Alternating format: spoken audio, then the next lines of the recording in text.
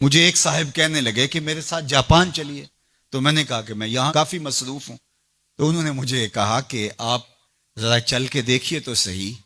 آپ کو 29 سال ہو گئے ہیں تبلیغ کرتے ہوئے، سمجھاتے ہوئے، اور 40 برس آپ کے والد گرامی کو بھی ہو گئے، اور پھر اس کے بعد آگے بھی آپ کے مشائخ، اور اسی طرح آپ اب مبلغین تیار کر رہے ہیں. جمعہ میں بھی یہی خطبہ ہوتا ہے، اجتماعات میں بھی یہی گفتگو کرتے ہیں.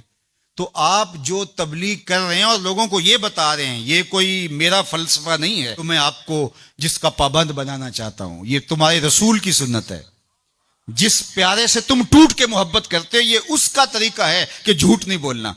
کہا سمجھا کے 29 سال جس قوم کو ہو گئے ہیں، آپ جاپان میں دیکھیے وہ کر رہے ہیں، اور نئی اقدار کو دریافت کرنے کے لیے آگے بڑھ رہے ہیں. یہ تو کر چکے ہیں. وہ کسی سے دغا نہیں کرتے، جھوٹ نہیں بولتے، کسی سے فراڈ نہیں کرتے. ان کو کسی مذہب نے نہیں یہ بتایا. ان کی ماں کی گود سے تربیت ملی کہ جھوٹ نہیں بولنا. اس کی ماں کی گود سے تربیت ملی کسی سے دھوکہ نہیں کرنا، کسی سے فراڈ نہیں کرنا. کیا ہماری مائیں جو حضور پر درود پڑھنا سکھاتی ہیں، یہ کیوں نہیں سکھاتی ہیں کہ کسی سے فراڈ نہیں کرنا ہے، کسی سے دھوکہ نہیں کرنا ہے؟ ہم کیا منبر و محراب سے ساری زندگی اب اسی مشن پہ لگے رہیں گے کہ یہ نہیں کرنا، اور دنیا کو تسخیر کرنے کا خواب شرمندہ تعبیر رہ جائے گا؟ یار جب بچہ ہوتا ہے کچی کلاس کے اندر تو اس کو پورنے ڈال کے دیے جاتے ہیں، آپ کو اگر یاد ہو تو، اور اس کے اوپر وہ لفظ لکھتا ہے، اور وہ میٹرک تک چلا جائے ابھی تک پورنے ہی جو ہے اس کو ڈال کے دینے پڑے، تو پھر وہ کس طرح ماسٹر کرے گا؟ یار ابھی تک ہم سچ بولنے کے عادی نہیں ہوئے. پوری کائنات کے اندر محمد عربی کا دین کیسے پہنچائیں گے ہم کیسے پہنچائیں گے؟ دنیا کہاں سے کہاں چلی گئی اور ہم کہاں کھڑے ہیں. اکبر الہ آبادی نے کہا تھا، مس پہ ہے اپنی نظر اور سیم ان کے ہاتھ میں. ہم ابھی تانبے کو دیکھ رہے ہیں اور وہ چاندی بھی اٹھا کے لے گئے. اب وہ کائنات کو تسخیر کرنے جا رہے ہیں، اور ہمارا بھی یہ مرحلہ طے نہیں ہوا کہ ہم سائے کو تنگ نہیں کرنا چاہیے. ہمارا یہ مرحلہ طے نہیں ہوا کہ کسی کو تکلیف نہیں دینی چاہیے. انسانی سوسائٹی، انسانی معاشرت کے خد و خال ہیں واضح. اور اسلام نہ بھی ہو تو کفر کے معاشروں کے اندر بھی یہ پایا جا رہا ہے کہ ہم سائے کو تکلیف نہیں دینی، کسی کو دکھ نہیں دینا، فراڈ نہیں کرنا، جھوٹ نہیں بولنا، 2 نمبر چیز نہیں بیچنی. اور ہم کیا ہیں؟ ہم تو دوائیوں کے اندر بھی ملاوٹ کر لیتے ہیں، اور مسلمان ہم ہیں. جیسے ہم عاشق رسول ایسے زمانے میں کوئی نہیں. اور جو جان بچانے والی دوائیاں ہیں ان کے اندر بھی ہم ملاوٹ کرتے ہیں. ہمیں شرم آنی چاہیے. ہم کھڑے کہاں ہیں؟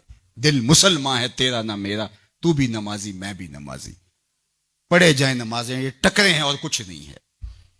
ہمارا دین ہم کو ایک ایسی پاکیزہ زندگی گزارنے کی تلقین کرتا ہے. یار ہمارے سامنے حضور کا نقشہ ہو، ہمارے سامنے حضور کی تعلیمات ہوں، اتنا نور برس رہا ہو ان کی سیرت کے انوار کا، اور پھر بھی ہم اپنی زندگی جو ہے وہ درستی نہ کر پائیں، تو پھر کیا ساری زندگی ہم یہی کام کرتے رہیں گے؟ ساری زندگی یہی کہتے رہیں گے کہ جھوٹ نہیں بولنا، جھوٹ نہیں بولنا؟ کہتے رہیں گے ہم، اس سے انکار نہیں ہے. لیکن کائنات کو تسخیر کیسے کریں گے جب اس مرحلے سے نہیں نکلیں گے؟ تو میری آرزو یہ ہے کہ دیکھو، میں نے اپنی قبر میں جانا ہے، آپ نے اپنی لحد میں اترنا ہے. میں اور آپ اپنے آپ کو یہ مت سمجھیے کہ وہ سنورے گا تو معاشرہ ٹھیک ہوگا. معاشرہ ٹھیک ہو نہ ہو، مجھے ٹھیک ہونا ہے. مجھے اپنی زبان کو کبھی بھی جھوٹ کی بدبو سے متعفن نہیں ہونے دینا. مجھے کبھی بھی کسی کو اذیت نہیں دینا، چاہے وہ میرا ہمسایہ ہے یا میرا دشمن بھی کیوں نہ ہے. مجھے کسی کے لیے غلط نہیں سوچنا ہے، اور کسی کو نقصان پہنچانے کی منصوبہ بندی کی دور کی بات ہے. وسوسہ بھی آئے کسی کو نقصان پہنچانے کا تو اس کی بھی نفی کرنی ہے، کیونکہ میں اس آقا کا غلام ہوں جو رحمت للعالمین ہے.